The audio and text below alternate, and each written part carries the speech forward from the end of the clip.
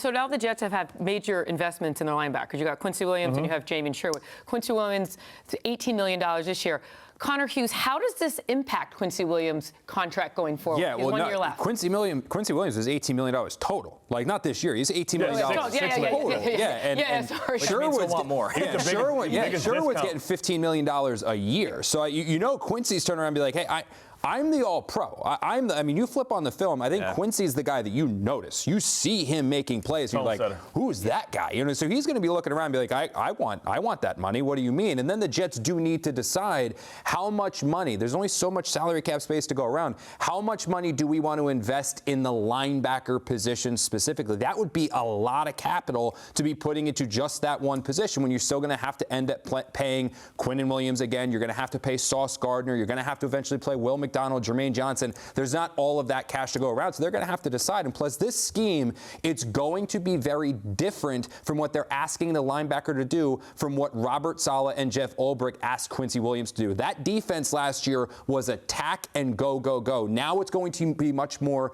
read and react. That fits a cerebral, mental player like Jamien Sherwood perfectly. Quincy Williams, can he adapt to that? Because he's always been that attack go guy, play it at 100 miles per hour, hit what you see, and figure out the rest later. I mean, that's peanuts, right? when you talk about, what the salary cap is now these days, you think about Raekwon Smith making $20 million a year, Fred Warner, things of that sort. I think you have to value guys that are three-down linebackers. The beauty of it is the Jets have two guys that are three-down linebackers that you don't have to take off the field and bring in a big safety and play big nickel or anything like that. Because he's former safety, has the safety footwork. Now, I think what happens is when you look at this, both of these guys' contracts.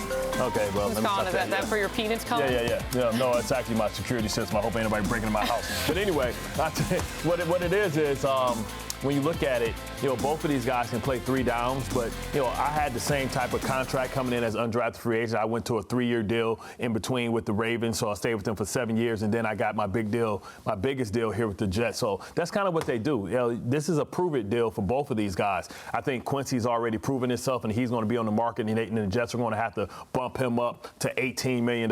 But Sherwood, the fact that you have him tiered, you hope that you can keep them around. Eventually, one's going to have to graduate. I mean, it just enhances the point that in this draft, they need to get defensive starters on the cheap, right? And that includes defensive tackle. That could be a third edge rusher, and it has to be a safety. Because if you can kind of limit how much you're spending at those areas, then you can have these contracts on the books. I think the interesting thing with Quincy is, I don't know if this was them making their decision. Sherwood's 25. Quincy's quietly his age 29 season because he was a waiver wire addition and he was an older college player coming into the NFL. So the Jets, I don't think it's about, they know Quincy Williams is good, Connor. It's just a matter of, hey, are we going to pay him when he's 30? Yep. Or are we going to let him walk? Or are we going to trade him at some point this year? Or are we going to franchise tag him, get him for his age 30 season, and kind of wait till the wheels fall off the bus? Also see him in this defense. They got to see him in this defense. And that's another thing, too. He's young. He's their best blitzer as well. He's a tone setter. Which is they have two distinctively different skill sets.